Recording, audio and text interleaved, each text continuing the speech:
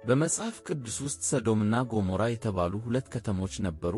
በእነዚህ ከተሞች ውስጥ የሚኖሩት ሰዎች ክፉ የሚያደርጉ እና ሰውንም ሆነ እግዚአብሔርንም የማይታዘዙና የማይሰሙ ነበሩ። ክፋታቸውን ባየ ጊዜ እግዚአብሔር እጅግ አዘነ። እንዲህ ያለ ክፋት እያደረጉ እንዲቀጥሉ እግዚአብሔር አልፈቀደም። ነገር ግን በሰዶም ውስጥ ከቤተሰቡ ጋር የሚኖር ሎጥ የተባለ አንድ ጻድቅ ሰው ነበር። ሎጥ ሁል ጊዜ ትክክለኛ የሆነውን ነገር ለማድረግ ይሞክር ስለነበር ከሌሎቹ ጋር እንዲሰቃይ እግዚአብሔር አልፈቀደም። እግዚአብሔር ሁለት መላእክት ወደ ሰዶም ላከ። እነሱም ወደ ሎጥ ቤት መጡ። ሎጥ መላእክት መሆናቸውን ሳያውቅ በዚያች ከተማ ካሉት ክፉ ሰዎች ሊጠብቃቸው በመልካም ልብ ወደ ቤቱ አስገባቸው።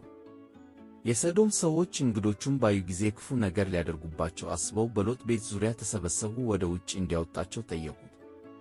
የሰዶም ሰዎች በእንግዶቹ ላይ ምንም ነገር እንዳያደርጉ ሎጥ ተከላከለ። ይህም እርሱ ጻድቅ ሰው መሆኑን አሳየ። ከዚያም መላእክቱ ለምን እንደመጡ ለሎጥ ነገሩት። ከብዙ ክፋቷ የተነሳ እግዚአብሔር ከተማዋን ሊያጠፋ ስለሚመጣ ሎጥ ከነቤተሰቡ በፍጥነት ከተማዋን ለቀው እንዲወጡ አስጠነቀቁ። ሎጥ ሚስቱንና ሁለቱን ልጆች ይዞ ከከተማው እንዲሸሽ አዘዙት። ዞረው ወደ ኋላ እንዳይመለከቱ አስጠነቀቋቸው። የሰዶምና ገሞራን ክፋት ለማጽዳት እግዚአብሔር ከሰማይ እሳትና ዲን ያዘንብ ነበር። ሎጥና ቤተሰቡ በእኩለ ሌሊት ተነስተው በጣም በፍጥነት ሸሹ።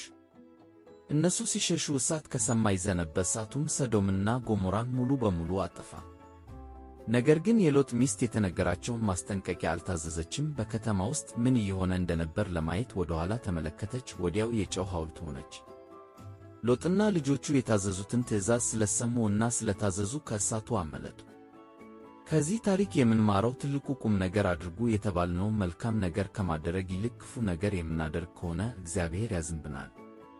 ክፉ የሚያደርጉ ሰዎች መጨረሻ መልካም አይደለም። ስለዚህ ሁል ጊዜ ታላላቆቻችን ሲያዙን እሺ ልንል እና ልንታዘዝ ይገባናል። እግዚአብሔርም በቃሉ በኩል የሚያዘንን ልንሰማ ይገባናል።